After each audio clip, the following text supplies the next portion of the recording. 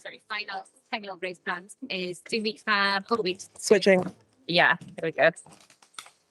Thank you. Jump up in there. Cheers. Who's like genre, like comedy?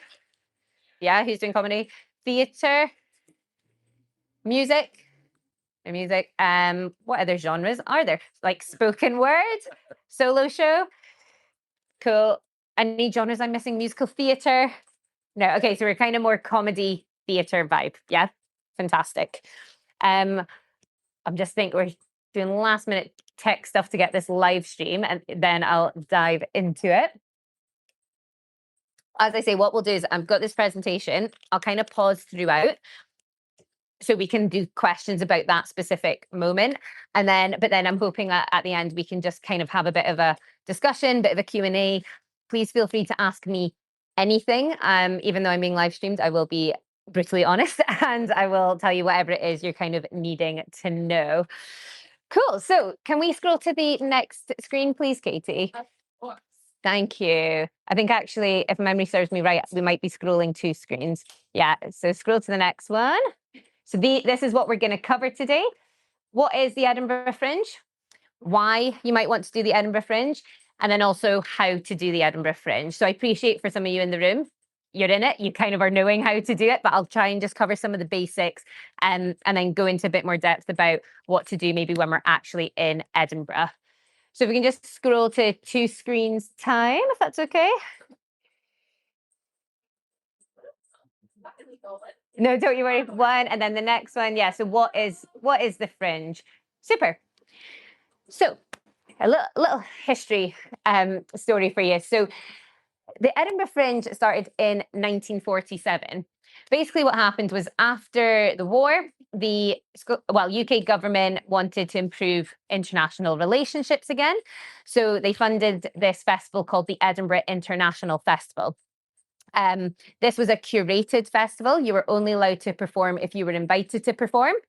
So there was 8 theatre groups, I think it was theatre groups, but eight artists who basically came up to Edinburgh and were like, fuck it, we're going to perform anyway, because we deserve a platform too.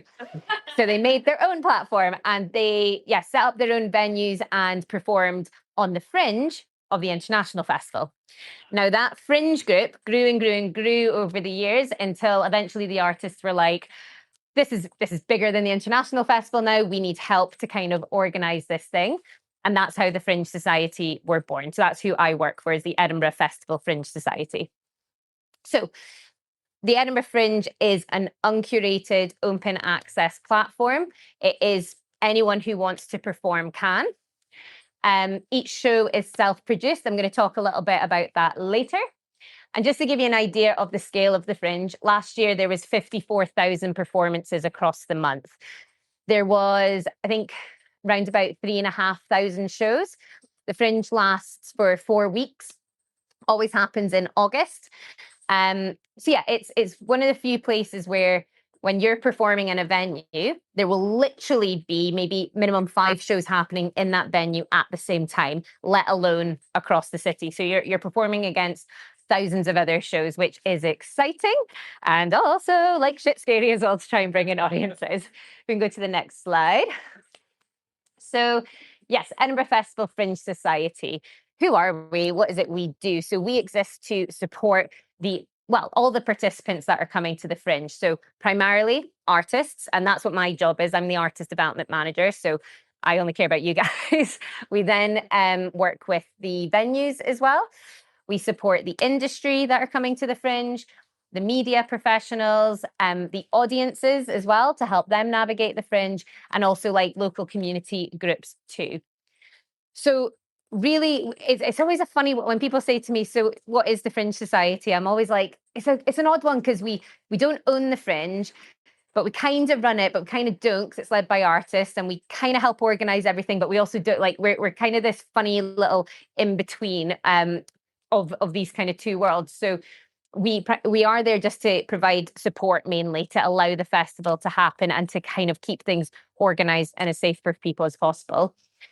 We advocate for fringes across the world. As I mentioned, I'm part of the World Fringe Network. So there's about 300 Fringe festivals across the world, like this amazing one that you guys are about to perform in. So we really try and collaborate as much as possible, share resources, just provide support to one another throughout the year when all these different Fringe festivals are happening. Yeah, and I suppose Edinburgh Fringe, we've been running for 79 years now.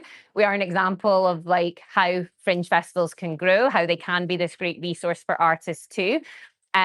We're not we're at a big festival. We're not looking to grow it necessarily. We don't need more and more folk coming to Edinburgh. We really want to improve the kind of quality of experience. Come on in. There's loads of seats here. Yeah, and if you could scroll to the next screen, please. My glamorous assistant, I should say, over there. So this, apologies as well for my formatting, just ignore. So what do we do and what do we not do? I've added this in because a lot of people do get confused about what the Fringe Society does because all the Fringe festivals in the world run differently. We do work in some similar ways to the Hollywood Fringe, but there are some differences. So that's why I just wanted to fire them up here. So we do provide support and guidance. We do market the overall Fringe. We don't market the individual shows. So we will shout about the festival, but it's the artist's job to shout about your show and pull them in. And that's because we can't be seen to be platforming one person over another. We are open access, we are impartial, so that's why we shout about the whole thing instead. We run a central box office, a website, and an app. So there's like a one-stop shop if audiences want to come and find tickets for shows. We provide an open access platform for participation in the Fringe. So literally anyone who wants to perform can.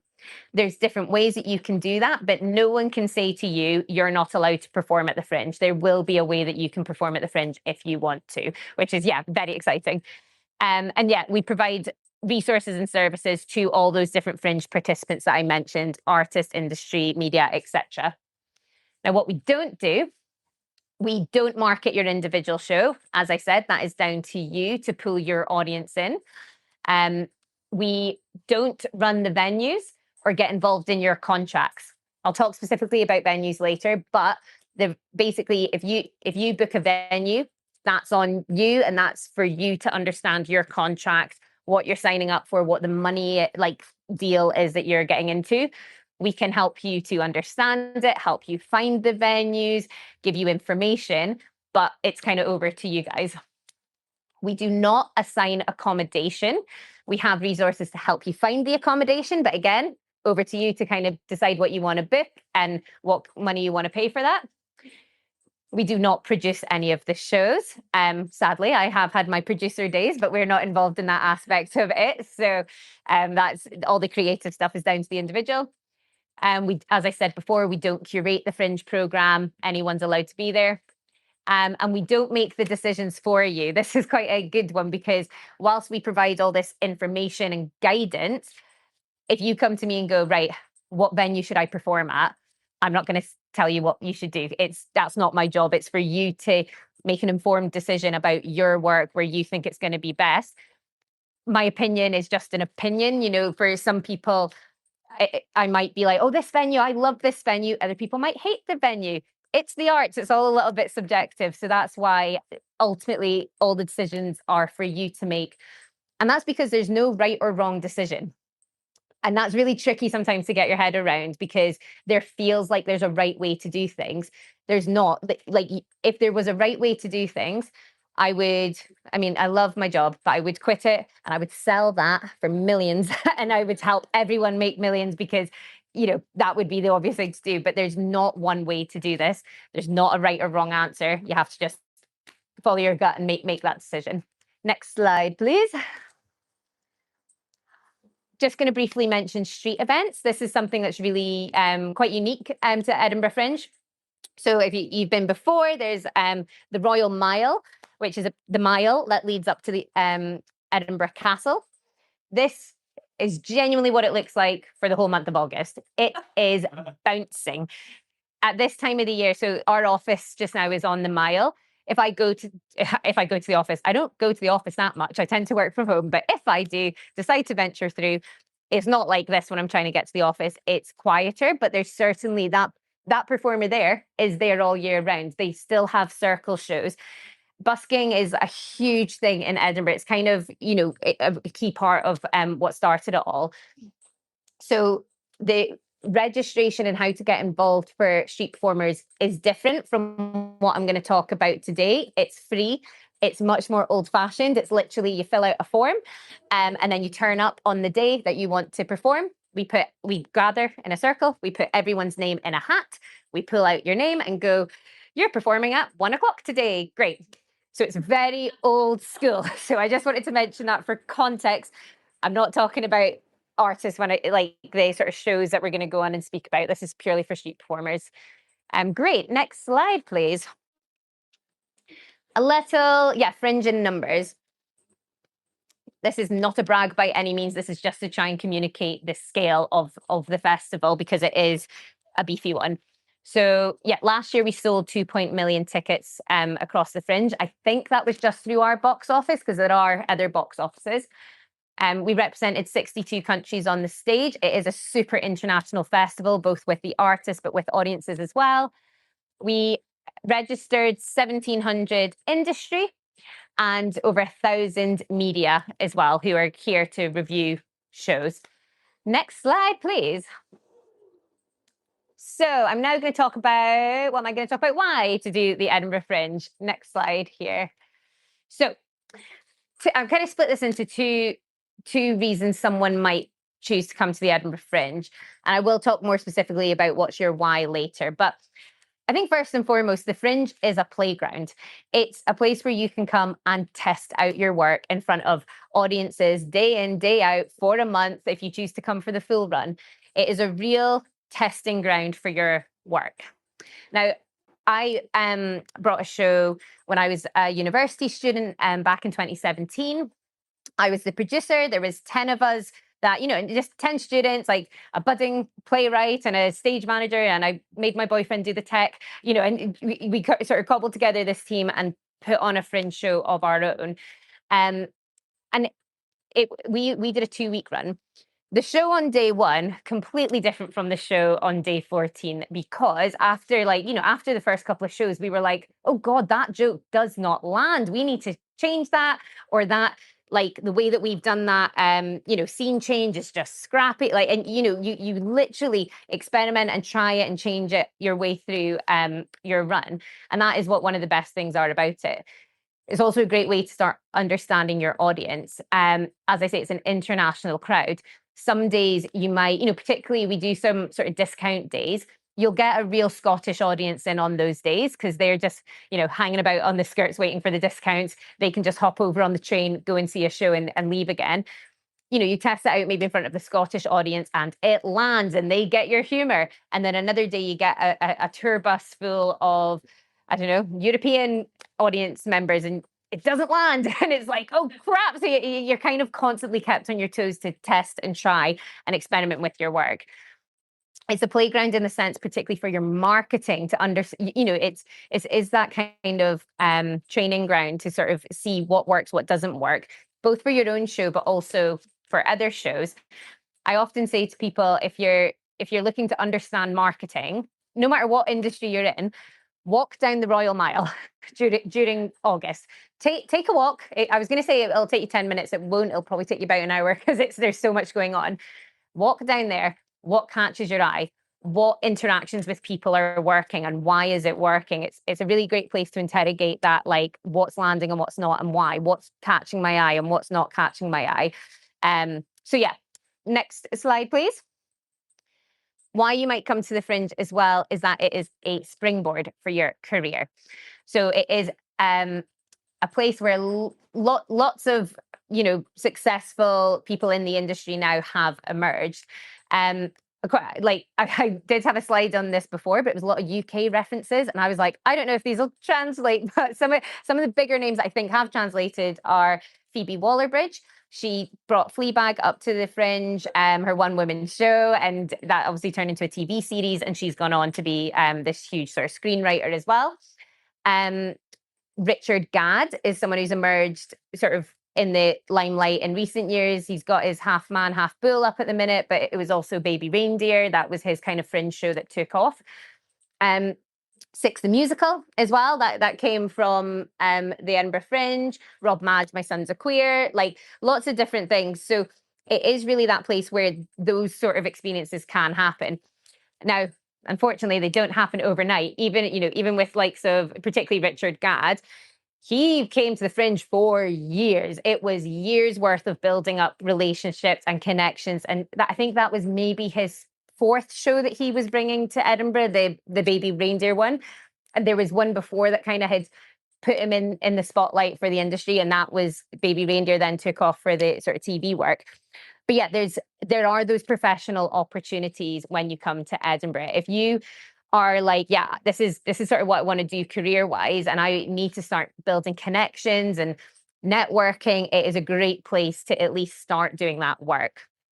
You might get picked up overnight for overnight success. Not going to say it doesn't happen, but I would say more likely it's this opportunity to be in Edinburgh in the month that kind of everyone else in the industry is there as well. We bring in a hell of a lot of industry. It's the marketplace. So it's your chance to kind of be in those rooms, be at the bar next to that person, start those conversations, start understanding how the industry works, both in the UK, but also overseas as well. Next slide, please.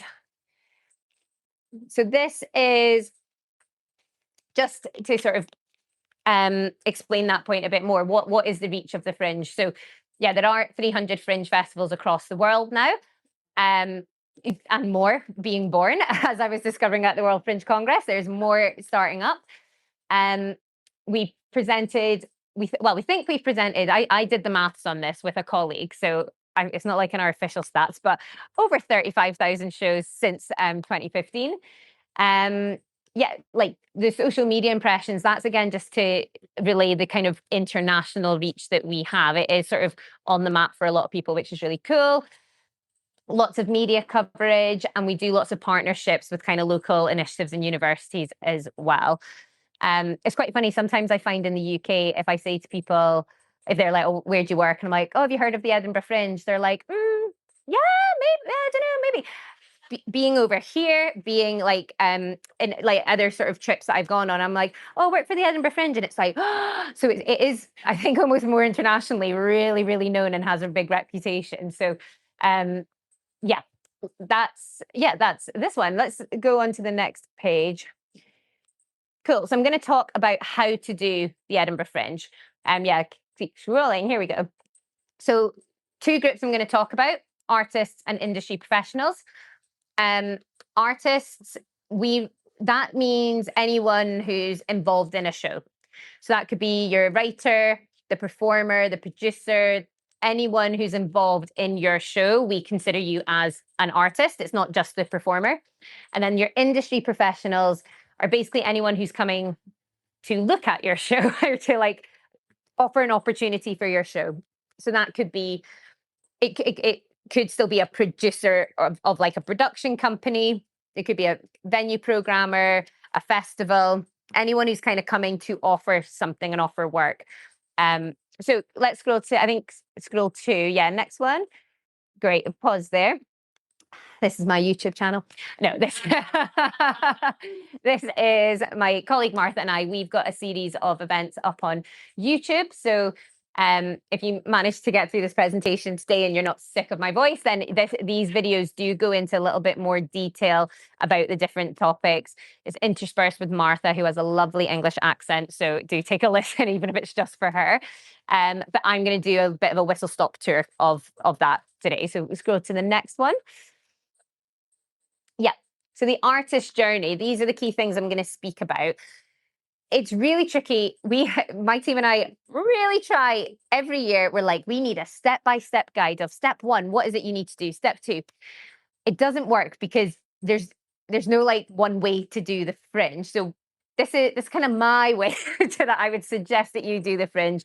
It's by no means like official. It's just kind of a guide to understand what are the different things that you need to at least think about when you're coming to the festival. So, working out your budget, securing a venue, registering your show, marketing, and then preparing for your time at the Fringe. So we'll go on to the next one. First things first, why? This is the thing I say to every single artist that I am speaking to who's thinking about coming to the Fringe. I'm like, why do you want to come to the Edinburgh Fringe? And it might sound daft, but I swear to God, it catches every artist off because they're kind of like, oh, isn't it obvious? I'm like, well, I don't know, what's your reason? What's your why? And that question is, it's so important to ask and consider from the get-go, because depending what your answer is, depends what's going to be relevant and useful to you in coming to the Edinburgh Fringe. So some people say to me, why? Oh, because it's on my bucket list. I'm like, great. If that's the only reason you're coming, there's a lot of things you don't need to do and worry yourself with or stress about. So just come and have fun. If someone says to me, my why is because I want to get a review, I will instantly correct you and say, I imagine it's because you want a good review, not just a bad review. So if I do that to manage expectations and help kind of understand what's possible when it is definitely possible to get a review. Can't guarantee it's going to be one you like. So again, it's sort of helping people understand what's possible, what they can kind of do to help themselves. So I would just encourage you all to have a think about what is your why. You can have multiple whys. It can be on your bucket list. It's because you really want to try and connect with industry. You want to also try and get a review. But I would also encourage you to prioritize them, because ultimately what's going to happen is you're in Edinburgh. You might be having one of the days in our beautiful weather that we have in Scotland, where it's pissing it down with rain and it's really dark and gloomy, and you're trying to sell tickets to your show. You've got like no tickets sold and you're trying to get people in, but there's a networking event that you really wanted to go to. And that's your kind of crunch moment where you have to go, what's my why? What do I need to focus on here? And I actually encourage folk to put their why on their phone as like your screensaver for August, so that you can literally look at your phone and be like, my why was, I'm here because I really want to try and make some connections. So in that moment, you might go, do you know what? I might be performing to no one today, or like a very small audience, but ultimately I wanted to come here to make connections. So I'm gonna use that to make my decision and go to that networking event. Or it might be the other way, but it helps you in those kind of crunch moments decide what path or route to take, because Edinburgh Fringe is noisy. There is a lot going on. I've started coining it as the FOMO festival, like the fear of missing out festival, because it's real. And you come to Edinburgh and you can be as prepared as I am, and you're like, I'm on a mission and this is what I'm going to do. And then you're like, oh my God, there's this late night show happening at 1 a.m. and fuck it, I'm going to go see it. And it's okay that I won't sleep because I really want to see that show. And then suddenly you're like, oh God, no, I didn't get my 8 hours I needed. So it's really crucial to try and ground yourself with that why when you come to the Fringe, and reduce the FOMO as much as possible. Now, easier said than done. I've been working at the Fringe now for like 7 years. I think I cracked it about 2-3 years ago on like managing my time, and I'm not even putting on a show. I'm just like working my job. So, it's tough, but I would encourage you to try and think about it. We can go to the next slide. So yes, budgeting. As I mentioned before, this is one of the things it's over to you to figure out what your budget is. I don't need to know how much money someone's coming with or not, but I can certainly help advise on what kind of costs might be coming up, how much things might cost. A lot of people come to me and say, I've got X amount of money to spend on marketing. Tell me what I should do. And I'm like, I don't know. Like, you know your show better than I do. I'm here to tell you what some of the options are that you could do, and maybe brainstorm ideas with you and discuss it. But ultimately, it's up to you. Like, you know your show best. So just outlining here what some of the costs are, and some of your bigger costs, which are going to be particularly relevant for you as international artists. So firstly, accommodation. Accommodation in Edinburgh can be expensive. It's the capital city. You're at the peak summer holiday time for Scottish schools and English schools. It's not like it is expensive in comparison to other cities, but it's not as expensive as London, I'd say. But it becomes as expensive as London in August, which sucks. It annoys me greatly. So accommodation is one of the things that's affected by that. We have an accommodation portal. We've tried to form partnerships with the university halls that are over in Edinburgh. So there's like fixed rate it is fixed rate, but it's affordable options depends what your gauge of affordable is, but we cap the prices at under £400 for a week, and that's for one person in a student hall sort of setup. So we don't own this accommodation, but we kind of have this portal that once you've registered, you can log into the portal. It's only available to artists. You can then book a room through that. We try and release the rooms in batches. So if say if you decide after today, I'm inspired and I'm going to come to Edinburgh this year, there will still be rooms that are released before you come, so that there's still that option there. I think there's usually about 1,000 rooms that we get on the portal, which is pretty good. But again, your contract is directly with that accommodation and their kind of cancellation policies and whatever they decide to do there. There's Airbnb, obviously, that you can book through. There's a site called Theatre Digs Bookers. We share some of if they fit our kind of criteria for affordable options, we'll share them. But Theatre Dig Bookers is basically Airbnb, but for folk who only want to let their rooms out to artists. So it's generally artists hosting artists, which is quite nice. There's been weird and wonderful suggestions of creating like tenting villages and stuff for people to come and stay in. It's Edinburgh. The weather's grim. Don't do it. I would get yourself some proper accommodation. Your venue, which I'll go into detail in a bit, could cost you nothing, or it could be your biggest cost. There's one venue in Edinburgh. It's massive. It's a commercial venue all year round. I think that one to hire for the month is £50,000. So the scale is literally zero to like £50,000. Now, obviously, then therefore your average cost could. I'm trying to think. When I brought a show to the Fringe, I mean, this was 2017. I think I was about £1,400 for 2 weeks, and that was in like a black box theatre. It's a pop-up black box theatre that only exists in August.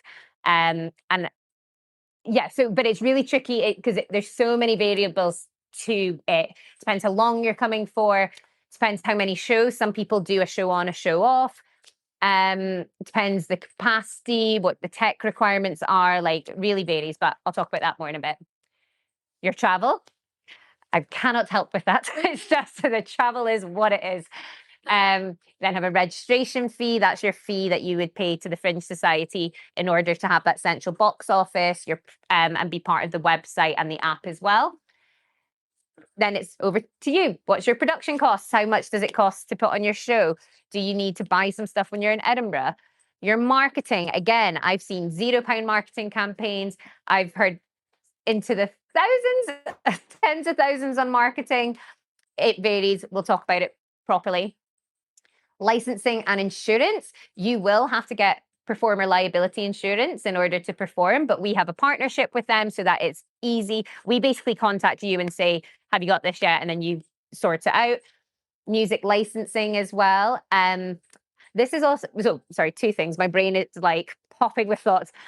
Music licensing. If you are playing music in your show, you have to pay for music licensing. If you're playing music when the audience is coming in or going out, you don't have to.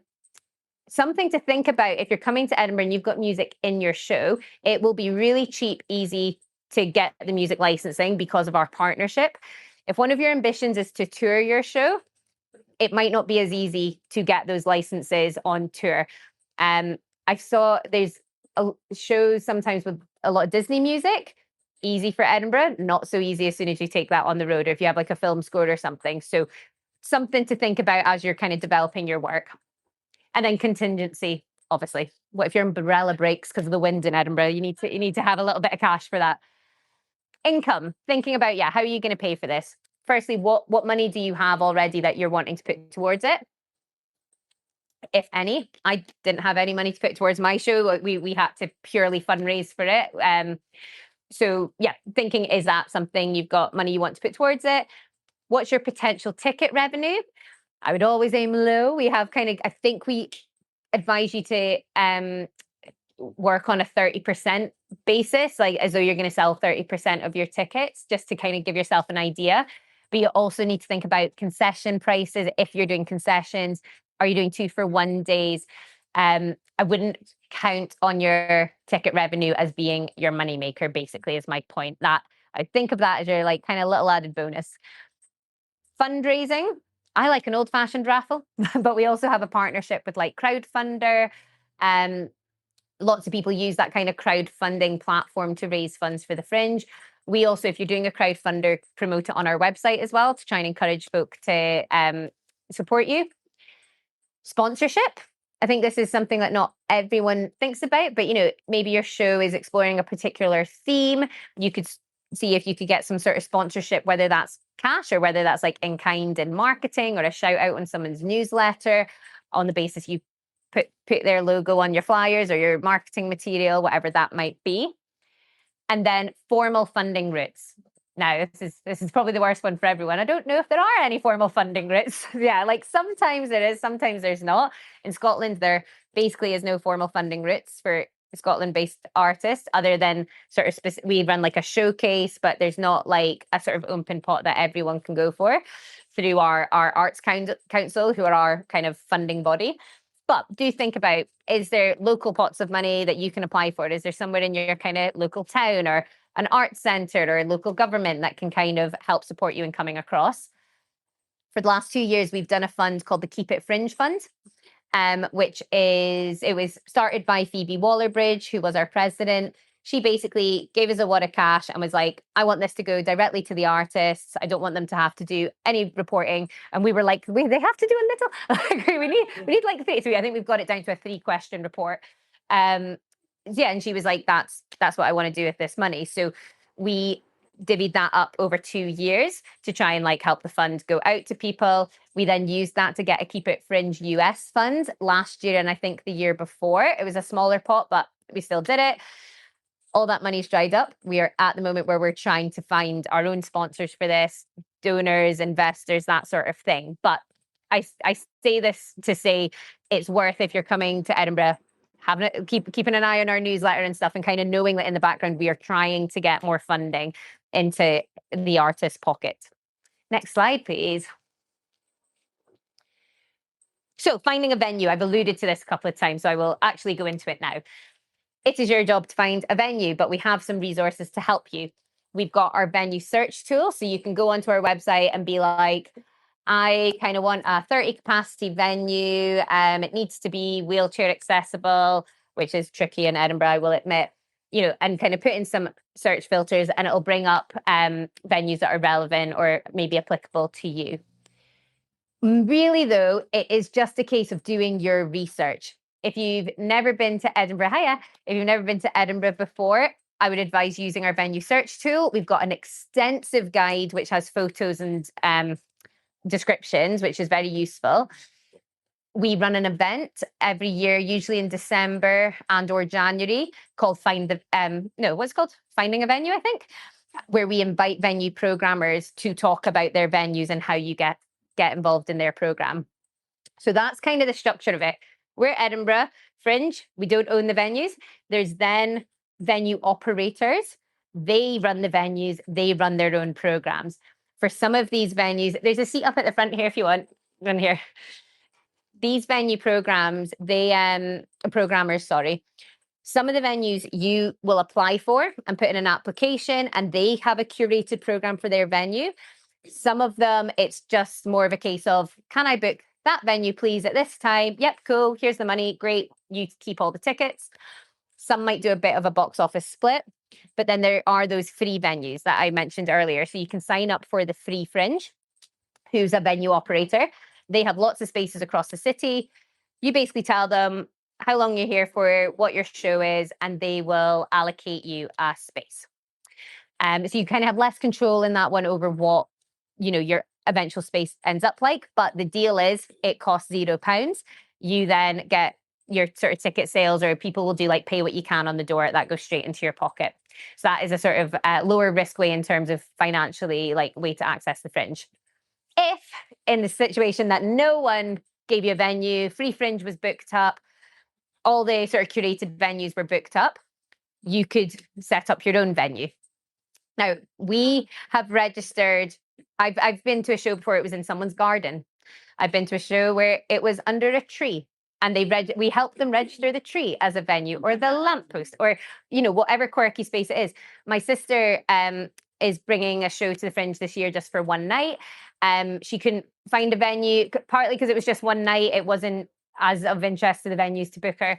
So I just put her in touch with this office space. It's like a co-working office space who I had happened to be chatting to, and they were like, "Oh, we maybe want to do a Fringe in 2027, but not, or be a Fringe venue next year. Not sure yet." And I basically was like, "Why don't you use my sister as a guinea pig?"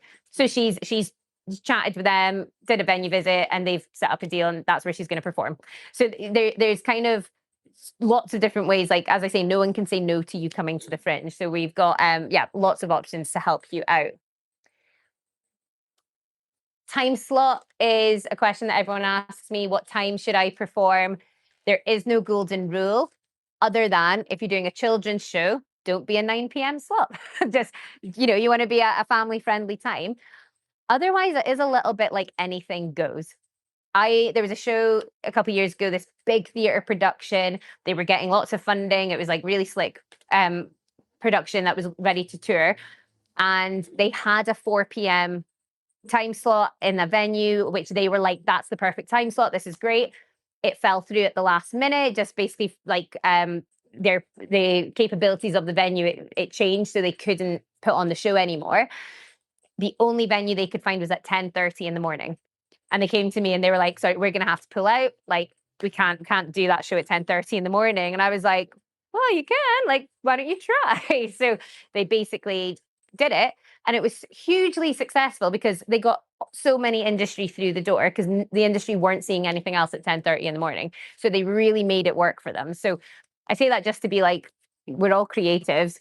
If you get a time slot that you think, "Oh shit," you can turn it around. It might just take a little bit of grafting, a little bit of creative thinking, but you can make it work. Next slide, please. Show registration. I've got a couple of slides, by the way, and then I will pause for like questions. So I'll just rattle through these bits. Registration. So if you want to participate in the Fringe, you can. You don't have to pay us a registration fee. You can just rock up and do it. However, if you want to be part of our formal program that we kind of advertise, part of our central box office so we can help sell tickets, and part of like the app and the website, you need to register with us. The registration fees are tiny, but it also is irrelevant because we're going to be changing them soon. They've been frozen for the last 18 years. We are working really hard to keep them as low as possible. But yeah, 18 years of a freeze is challenging. So we are looking at different models and ways that we can do the registration fee. But currently, the minimum fee you'll pay is £96, and the maximum fee you'll pay is, I think, £393. We do early bird discounts and stuff to keep those costs low. But currently we do it based on how many shows you're doing. That's kind of how, we do the registration fees. As I say, we market the shows that have paid a registration fee. Like, we market them as part of our program.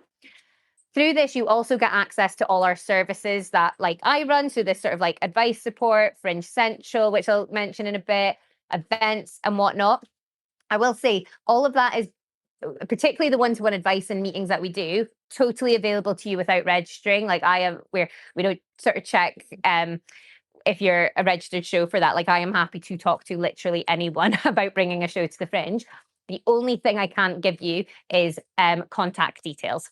So I can't give you media contact details, and I can't give you industry contacts. And that's purely because of GDPR and the sort of rules we have around that. So basically, what you're paying for in your fee is contacts, and then to have these core services of the box office and the website. Next slide, please. Marketing. The beast that is marketing. See, in Hollywood Fringe, is it flyering that you do, or what's the kind of main means of marketing, if anyone wants to shout out? Yeah. Love. I'll be collecting some of them, please. Yeah. Networking events too. Networking events as well. Cool. Amazing. Okay. So there'll be some things then that are like, we also have those postcards. We call it our flyers, networking events you can totally come up to and try and promote your show. Really, I talk about physical marketing and digital marketing. Digital, it's also obviously your social media campaigns. I kind of have my 3-post rule. So for every 3 posts that you do about your show, only 1 should be talking about your show. Sounds counterproductive, but I promise there's a theory to it. So one of your posts is like, come and see my show. It's on at this time, this venue. This is where you buy the tickets. Second post is doing something to engage your followers and engage your audience. So it might be like, this is my first time in Edinburgh. Any recommendations on where I should get my morning coffee? Is there any foods that I should be trying whilst I'm in the city? I'm going to go see some shows tonight. Any recommendations? So nothing about your show, just about getting some chit chat, basically, doing polls or doing something that's encouraging your audience to feedback. And then the third post should be something about the wider thing that's going on, the Fringe, and showing that you're kind of a part of it, creating that FOMO for other people. So posting like, saw this show last night, it was amazing, highly recommend, tagging the show. That might get a reshare on their platform. Thanks so much for the coffee recommendation. These guys are going to be my morning go-to. Tag the coffee shop. Another potential reshare over there. So it's doing things that show like, look at me, I'm part of this festival, I'm here, I'm active, this is what's going on. The people that just post about their show, all you get is an unfollow because it is a lot of noise happening. And so you want to actually create content that's interesting. And the sort of side bit to it is that they discover your show by being on your page. So key things in Edinburgh for physical marketing. You've got flyering, which is kind of like the postcards you have. That is literally about, it's really old-fashioned traditional, going out on the street, try and convince someone to come and see your show. It is exposing. I have done this myself. It is a great education in what works when you talk about your show and what doesn't, what catches people's eye and what doesn't. You'll see a lot of creativity when it comes to the flyering. I've seen people make big cardboard cutouts. I've seen cool costumes. I've seen folk doing a cappella singing. When we did it, our show was a farcical comedy about what happens in heaven on God's day off when the angels are left in charge of the prayer machine. So we had 10 of us, head to toe dressed in white, and literally just like white skinny jeans from Primark, like a white t-shirt. We bought fluffy halos and fluffy angel wings, and we flyered as a group of 10. Because no one else was doing that when we were out flying. Everyone was sort of dispersed. And we thought, well, if we stand together, we're just this vision in white. And that like lures people to us. And it literally did, because they just saw 10 young people having fun. And, genuinely, we were just having a bit of a laugh when we were doing it. And we were trying different things, or maybe trying different accents when we were like doing the flyering and just shaking it up a bit. And people would genuinely come over to us and just be like, oh, who are you? Like, you seem cool. And we're like, we're not, come and see our show. Like, I try and just turn that interaction into a ticket sale. So I will say it's a Marmite situation. Some people hate flyering. I wasn't the biggest fan of it as I started, because you do have that moment of like, how do I start? You don't have to do flyering by any means. I think I speak to a lot of artists who are like really anxious because they're like, I have to flyer. And I'm like, you absolutely don't have to flyer. There are a million ways to flyer your show. Get creative. If you don't want to flyer, what else do you want to do? What are you comfortable doing? What are your skills? Like, there's no point in putting someone out on the mile who's really shy and doesn't want to, like, that's a waste of time. So yeah, I've got lots of hints and tips and tricks about flyering. So if you ever want them, I will happily speak to you about them. But yeah, that's the main thing with the flyers. Just, it's not something you have to do. If you want to do it, it can be really good fun. You can do it solo. You can also hire people to flyer your show for you. If you do that, I would just recommend that they see your show. I can see through someone who's not seen the show. Because, if someone flyers me, I'll be like, oh yeah, and I'll interact with them and ask questions. As soon as I ask a question and they're like, yep, dunno. I'm like, well, you've not seen the show, so stop trying to sell it to me. There's big poster boards. So you see in that picture there, you're not allowed to just fly post in Edinburgh. You have to pay someone to do the big poster boards. We have one company in Edinburgh that does it, and that's because they're chosen by the Edinburgh City Council. All of the information's on our website, but again, that's just a signpost. You would book it directly through them. These poster boards line the city. You can't turn up in Edinburgh and not know the Fringe is going on. They range from these massive big ones or these sort of smaller kind of A3 size ones that you see there. The prices vary, couple of hundred, couple of £1,000, depending on what it is you want. You pick a package. I believe the process might have changed, but you pick a package or a zone, and that's where your boards will be distributed in that zone. The company then take care of it. If it's like graffitied or anything, like they'll kind of sort that out. But yeah, that's kind of how the big poster boards work. The main thing I want to talk about with marketing, though, is word of mouth. Word of mouth is the thing that sells Fringe shows, I would say. You can have all the marketing in the world, but if someone comes up to me and goes, "Oh, I saw the show last night, so good, you have to see it," I've booked a ticket before I've even looked up what the show is. Like that feeling, it's the FOMO feeling of like, oh no, I'm gonna miss the next Fleabag. Side note, I missed Six the Musical because I was in a bad mood and I just didn't go. And I was just really tired. My team were all like, "Oh, we're going to go see this musical." And I was like, "Oh, I do not want to see a musical right now." I was like, "Oh, what's it about?" And they're like, "Oh, it's a musical about Henry VIII and his 6 wives." And I was like, "That sounds crap. I'm not going to see that. I'm not spending a tenner on that." And then, yeah, I paid £80 for the privilege to go and see it a few years later. So yeah, but it is creating that FOMO feeling of like this is the thing to see. So how do you do that? My tips and tricks on how to do it are, for your first couple of shows, get bums on seats. No matter what it takes, you just get bums on seats. So that is the day you pull in all your favors. Being from Scotland, my family live in Scotland, my friends are in Scotland, my pals were all in Scotland. It was quite easy for me to put bums on seats because I forced them and just was like, "That's tough luck. You have to come to my first show." International artists, though, this is where you want to use your network. You want to use your Hollywood Fringe network and be like, who else is in Edinburgh? Let's all go to each other's first shows. Who's friend of a friend of a friend lives in Edinburgh, who you can like pull on their network and try and get them in. So I think sometimes people are like, "God, I don't know anyone. I'm coming by myself." You will know people who are coming. Ellen, of Hollywood Fringe, tell her you're going. She'll know people that she can say, "Guys, go into that first show." So you just try and pull all your favors for your first couple of shows, because those people that you pulled in the favor for, you can then go back to them and say, "Hey, thanks so much for seeing my show and buying a ticket and paying full price. Now could you go on to the listing on the website and leave me an audience review? Now can you go and post about this on social media, please?" And help create that buzz. Don't do what my family did, which was post their full name. So it was like Colette Fraser, Neil Fraser, Catherine Fraser on my audience listing. And my mum being like, "Well done to my middle daughter for such an amazing show." I was like, don't do that. So don't let that happen. But yeah, basically that's what you're trying to do. It's kind of like a busker putting the first tenner in their hat. That's all you're trying to do on your first couple of shows. So doing that is a really good way. Making best friends with your box office team. So whilst we've got Essential Box Office, where a lot of audiences buy tickets, whatever venue you're part of, they'll also have their own box office and their own front of house team who are running the venue. They are your best friends. They are your extended marketing family.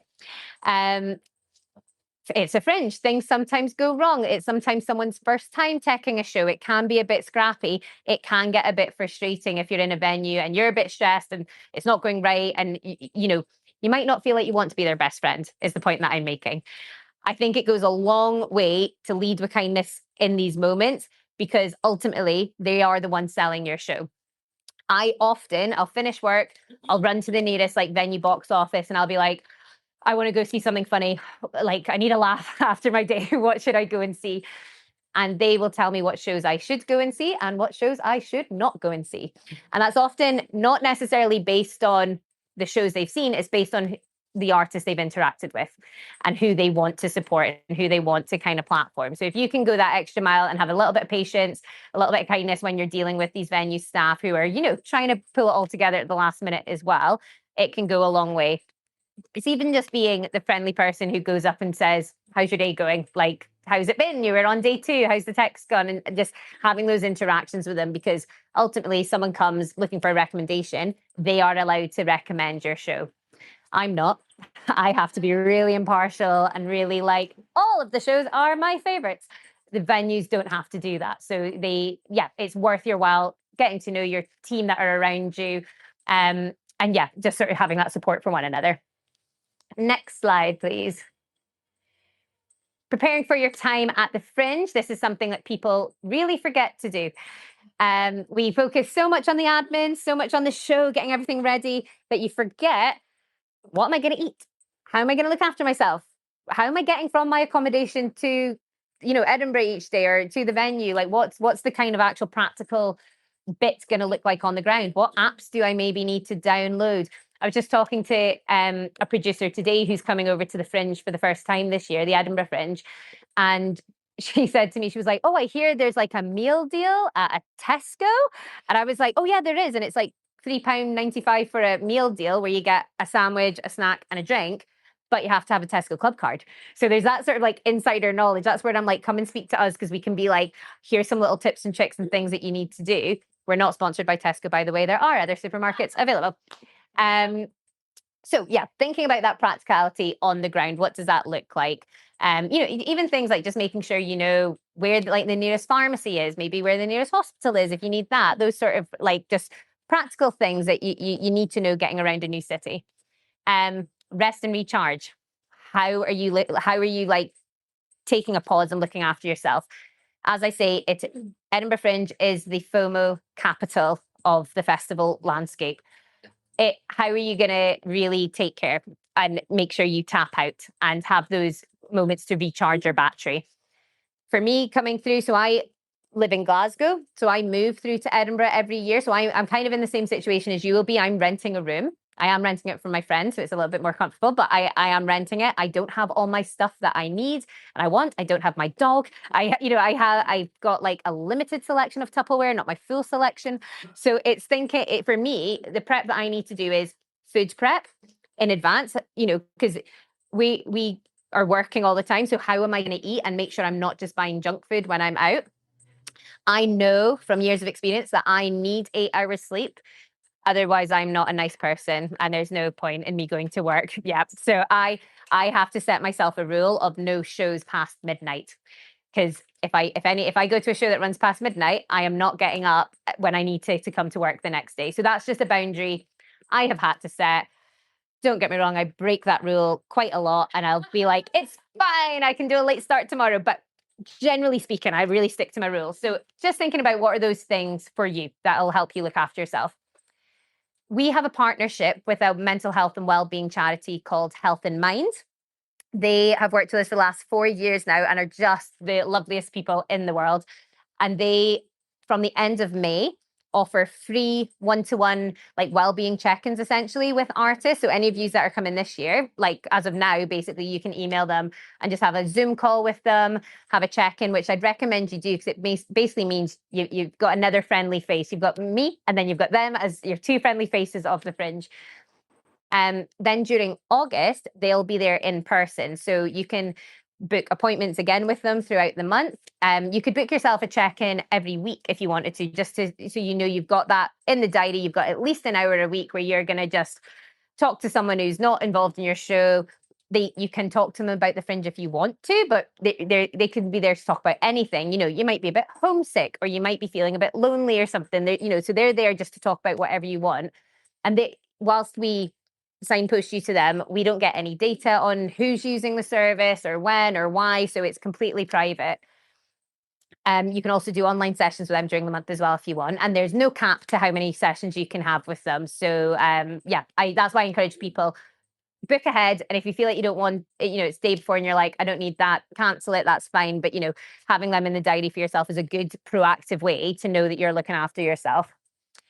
Shows to see. You're at the biggest festival in the world. Go and enjoy it. Like, go and take a chance on a show. Go and see something that you would never see before. Go and support that show that's maybe on before you or on after you in your venue. Like, just go and enjoy the festival scene and really soak up the creativity that's there. Places to eat. I have all the cheap eat recommendations. I know everywhere to get cheap food and cheap booze. So hit me up. I will let you know where to go. So basically prepare for your Fringe.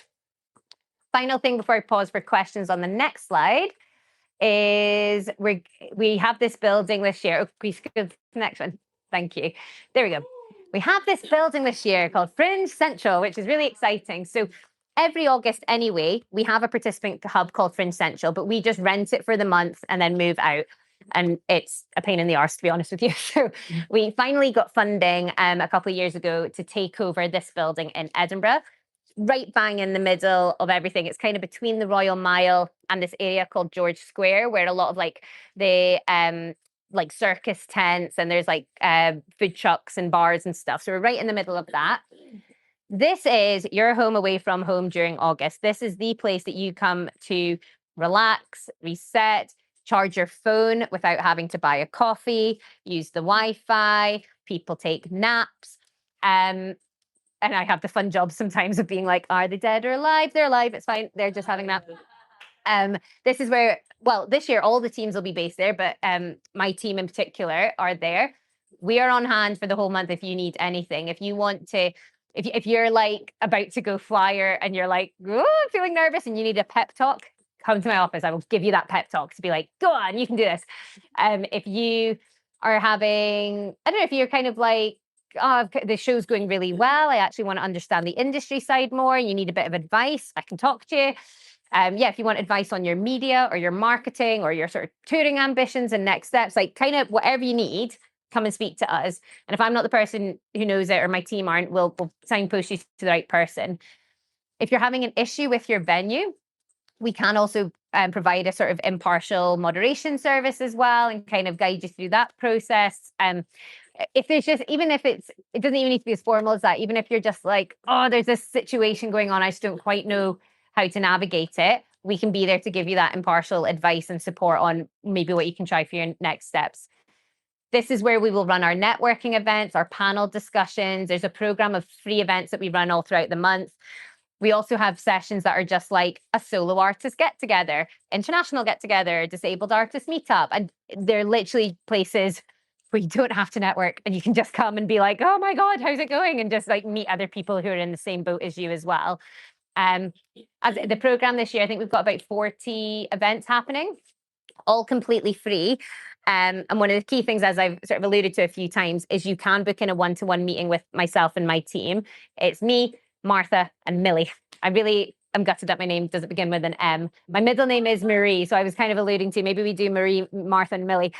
But you can come and speak to one of the M's, and we will, we can have those meetings with you like now, like online, obviously. We can just chat to you about your Fringe plans and give you that really bespoke, specific advice. So if you come to me and you're like, these are my goals, how should I spend my Fringe? I can give you some resources and I can say these events in particular would be really good for you and just provide that really like bespoke guidance. Next slide, please, which I think is, oh, thank you. Yeah, next one, the blue one here. Yeah, just some questions there. Anyone got any questions just now? I appreciate I've just put a lot of information at you. Yeah. I was just curious how, like, my only experience is the Hollywood. Yeah. And I know that when the venues that are Fringe approved that we go to, we go to them, there's like a free show package, a 5-show package, a 7 package. Like they have the setup and then they tell you the dates and times. Yeah. Based on maybe some loose information. Is it the same at Edinburgh or are you like kind of in control on if it's available? You can. So what you would do for Edinburgh is for finding a venue, you would first do your research about what kind of venues there are. And you would probably from that shortlist, like, oh, there's like, I don't know, 5 to 10 venues that I like the look of. They're the right capacity. They're maybe the stage size that I want. That's on my sort of top favorites list. Then you would look at who's running that venue. So it might be like Assembly.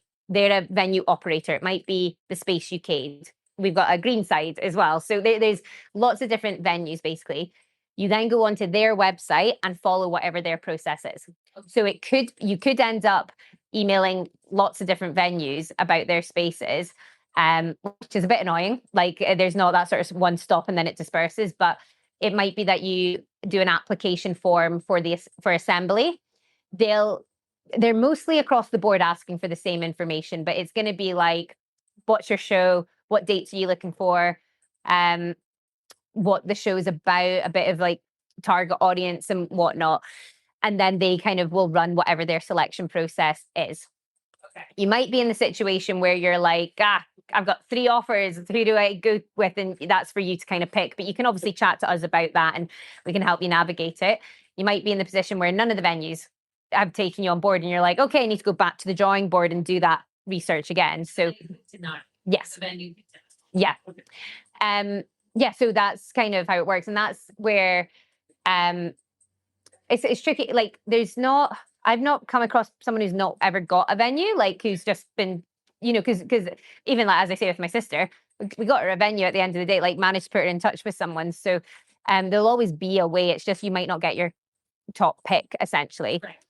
Might be worth me saying that the venues are often pop-up venues. So it'll be a room like this and they will turn this into a black box venue and they'll bring in lighting rigs. So you might be, yeah, exactly. It's a great example. You might be in like a university building and it's a lecture hall that they've changed into a theater, or it might be the basement of a bar that they've turned into so they're quite, yeah, they're my favorite ones. So it might be a bit scrappy around the edges, but yeah. Does that answer your question? Yeah. Yeah, great. Hiya. So I'm thinking about doing Edinburgh 2027. Nice. I'm gonna try to go this summer for at least like only 5 days. Yeah. Swing it, and I guess I'm curious if you had any recommendations of how I could make the most of visiting it to help it set up better for fall. Amazing. I'll just repeat the question because this is, yeah, brilliant. So yeah, basically coming to the Fringe this year for a bit of a recce trip, with plans to bring a show in 2027. So kind of how best to use that time. So I think that's great that you're coming over for a recce trip. That is kind of one of my top recommendations. If you can afford to come over and see it before you come, great. Mm-hmm. Obviously that's a bit of an expense, so it's not always possible. What I would say to you is email me and I will give you my email address at the end, but I'll give you what's called a project pass. And that means you can come to that Fringe Central building and come to some of the free events and just start to like experience the thing and, listen in and kind of be a bit of a sponge and soak up other people's top tips and talk to folk and be in those networking spaces. Also, it feels really cool having a lanyard when you're part of a festival. That's why I give them out because I'm like, it feels fun. Then when you're here, I think basically I would use it to explore the venues that you're interested in. So if you've got time before you come to look through our guides, and as I said, they're quite hefty, but even just scroll through and find a couple of venues that you're like, yeah, I like the look of that, go and see a show in that venue and just experience it and see what you think. And that'll help you understand how they all work. When you're doing your research of like what venue, I would probably try and find a show that's similar to yours. So say if you're a stand-up comedian, just go to the stand-up comedian section of the program and literally just start looking through what venues are people performing at, Google them, be like, yeah, that sounds good, or nope, that looks hellish, on to the next one, and just kind of use that as your starting point for your research. People, like if I wanted to say meet with a venue, is it for potential producer that could help? Is it just like so crazy that nobody wants to talk to you? Mostly. Not that they don't want to, but it's if you're like, yeah, like the programmer of a venue is not going to meet with you in August usually because their priority is the artists that are booked with them for that month. So, but I'd also say you don't need to though. I don't think it's at that point you don't need to meet with anyone.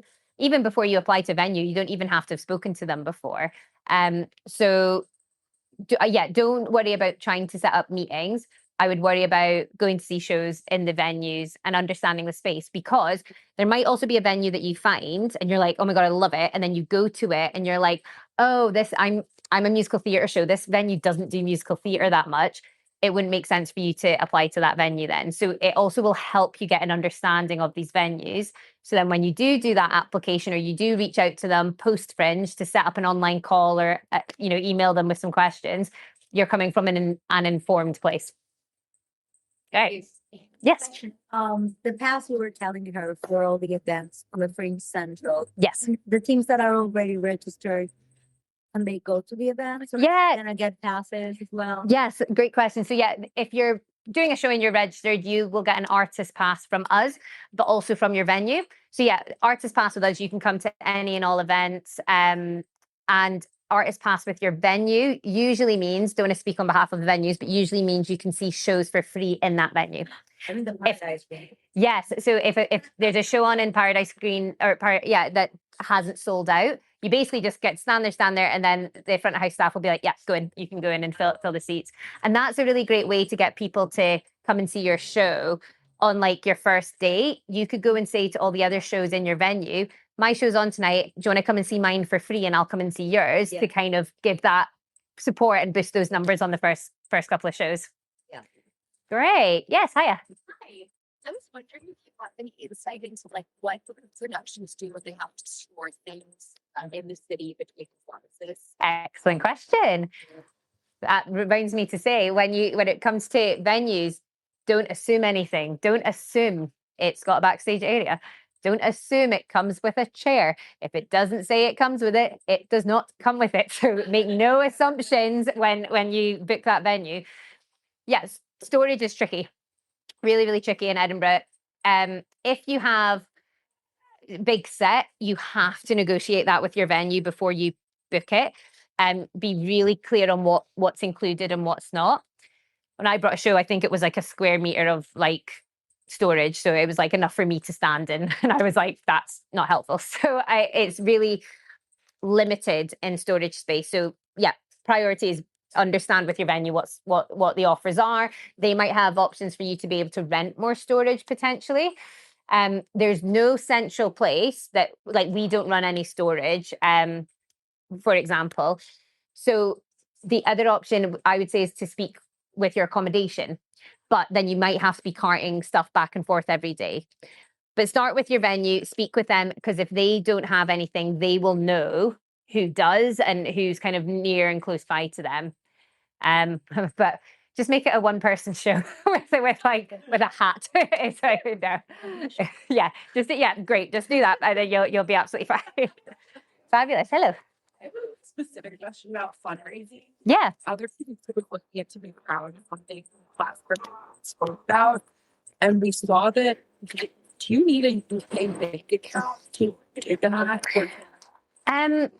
So we have something called Fringe Makers, which is a partnership with Crowdfunder, and the deal is you don't pay. I think it's you don't pay their sign up fee, or there's a certain fee with them that if you do it through the Fringe, you save money basically, which is only available to people with a UK bank account. But Crowdfunder in general, I don't think so, just a UK one, and there's other versions of Crowdfunder platforms. I didn't do mine through Crowdfunder, it was through another one, but there's basically different companies that you can run crowdfundings through. There's even like Just Giving as well. That might be a UK based one, but there's other sort of platforms. Whether we can then share them or not, I'm not actually 100% sure, because I'm not on the website team, but you can certainly still set one up and be like, this is part of the Fringe, and still promote it to like Fringe audiences. Okay. Great. And hiya. I know that you have the Fringe marketplace. Yes. So just very briefly, like, I'm trying to wrap my head around exactly like what it is, what like doing that gives you access. That is the perfect segue to the next section of my presentation. So let's scroll down. We'll talk about industry. So if you keep going, there you go. So I will get onto marketplace, but this is all useful context. Yes. So industry coming to the Fringe, as I mentioned, we've got your programmers, big hotshot bookers, producers and whatnot, lots of TV people coming to the Fringe. We have a team that help them with their process. So this is it in numbers last year. About 1,700 industry professionals came. 1,300 of them were here to shop for shows. So if I go to another festival, I'm considered to be industry because I work for the Edinburgh Fringe. I, though, don't have any booking powers because we're an open access festival. So I'm not there to shop for shows. I'm there to network. But 1,300 of the people who come to Edinburgh or came last year were here to actively provide opportunities, which is really cool. 860 of them were not in the UK. Non-UK countries from 64 different countries across the world. So a huge number of folk that are in town. We can just scroll to the next one, please. Oh yeah, keep scrolling because this is all irrelevant. That one. There we go. So we run our industry accreditation. which is just the industry registration. When industry register with us, they basically go through a vetting process. They need to tell us everything about their career and be like, who are you? Who do you work for? Why are you here? What is it you're trying to get out of the experience? What genre are you interested in? As much information as we can get from them as possible. We then put all that information into a Mahusive database, which we call the industry list. Then I would speak to you and be like, cool, so you're coming to the UK, you're really interested in touring to venues across Europe, in particular theatre venues. Great, here's a list of people that might be relevant for you to reach out to. That means then you then have those contact details. Obviously, you can try and invite them to your show. Yeah, you can try and invite them to your show, or get them in, get a meeting with them potentially. I would say it's a longer process with the industry than it is with the media. The media, it's like now and happening, but with the industry, this is a relationship building thing. But that's the sort of thing we can advise one-to-one. So Fringe Marketplace. Can you scroll to the next one? I think I've got a picture. Yeah, this is Fringe Marketplace. This is basically, if you're coming to the Fringe with professional goals, and that means, I am ready to take the next step in my career. I've got a show that's ready to tour or ready for screen development. You're not just kind of here to test it out. You want to be on the Fringe Marketplace platform. You fill out, it's kind of like an application form, but like if you want to be on the platform, you can be. We do just try and help guide you, because sometimes we get applications in and we're like, this isn't the right fit for you. I've got a better resource that's going to help you. So that's what it is. But basically you fill out a form, you create a listing that's not like, come and see my show. It's like, I am a professional and I'm looking to tour, and this is the information about what I need for touring. Like, so much more that kind of chat. Then gets put onto this mini website that only the industry who have a proven capacity to book work, only they get access to this platform. They can then browse those shows. They can search by genre, they can search by dates, whatever it is. They can then look at your listing and understand your show from a professional point. You might put a full recording of your show, you might put a trailer, you might put a little show reel up, some production photos, whatever it might be. And the good thing about this platform is that it lives on year round. So year round, we're promoting this to the industry and encouraging them to use this platform to connect with artists. You can submit to the platform until the end of September. So if you did a submission now and then actually post Fringe, you're like, oh, I got some really good reviews, or I got some production photos, you can still update your profile. And it's just a way for us, for the industry, to kind of cut out the sort of student productions, jam, bucket listers, and only search the shows that are really here and looking for those opportunities. But yes, I think we're going to wrap up just now. I can still kick about for some questions for a little bit if we can. Yeah, we can do that. Amazing. But hopefully that is a little bit of a whistle-stop tour on how to come to the Edinburgh Fringe. Thank you. Thank you. So does anyone have any questions, or I can sort of come round it? Yes, I'll hand it out actually. Oh. I'll pop a little box here, so if you need to dash off, you can just grab one. This is our team email, so it'll still come to me. Basically, it's me, Martha, or Millie that's going to get this email. I'll pop these over here for anyone that wants to grab one. Oh, there we go. Yeah, any questions that people want to bring to the room? Yes? It's probably not an exact science. I don't think it's on what kind of experience you want, but with the FOMO of seeing shows, what do you think it is like a good percentage of flyering versus seeing shows versus Love it. taking care of yourself?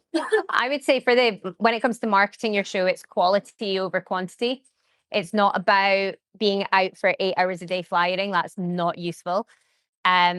So for me, what I did with the team was, I think we had a 4 p.m. show. So we would do a team meeting in the morning just to check in. What's the plan for the day? We'd then head to the mile together.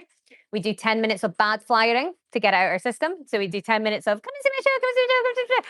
Just to get it out. We'd regroup and I'd be like, cool, let's go do 20 minutes and regroup here. We do 20 minutes of flying, come back, and basically use that comeback moment to go, is this working? Is everyone okay? Do we want to shake it up? Cool, let's go out and do let's do half an hour. Come back, check in, and do it in those short bursts, because sometimes we'd be out and we'd be like, this is not clicking today. And we'd be like, cool, let's just call it a day, or let's move somewhere else. Some days we'd be like, oh my God, I've just found the way to sell the show. Like everyone do what I'm doing. And, you know, so that's what we kind of do. So even if you're coming by yourself, I would do that just to kind of set your, like, put a timer on sort of thing and just be like, go out and do a bit, come back, take a break, take a coffee. But really, no, I wouldn't be expecting you to be out flyering more than like 2-3 hours a day. Like it's short, sharp and punchy. How much to see shows? As much as you can, like see as many as you can. Like that's no limit. go and see as much. And then yeah, looking after yourself. I think that's, you know, often if you're doing a full run, you might only get 2 days off. Really plan for those 2 days off, but also try and have a bit of a schedule, like know what you're doing the next day so that you can go, wait a minute, I've got an event in the morning I want to go to. Tonight's not the night to see that late night comedy show. Tonight's the night for bed. Like just try and manage your days like that. Do you think it helps to flyer like right before your shows? If you can, it's like I think it's easier if you're in a team, or there's, you know, if you're solo and just the performer, you need to be in your venue probably. If you have someone that can stand outside and be like, this is happening in like 2 minutes. We brought in a lot of sales from doing that at the last, like that last push. There's also exit flying. So flyer at the end of someone else's show, as long as you've got permission from that artist to like, hey, can I stand at the back when your audience are coming out? That's absolutely grand to do. Something that's good for flyering, especially if you're like nervous, is like find someone to flyer with and flyer each other's show. So, because talking about someone else's show is so much easier. Like, oh my God, you should definitely go see them. I saw the show last night. It was, you know, when it's talking about yourself, it can feel a bit odd. So sometimes actually finding a buddy and doing each other's marketing for you is kind of good. Any other questions for the room? Yeah, hiya. Hi. Is there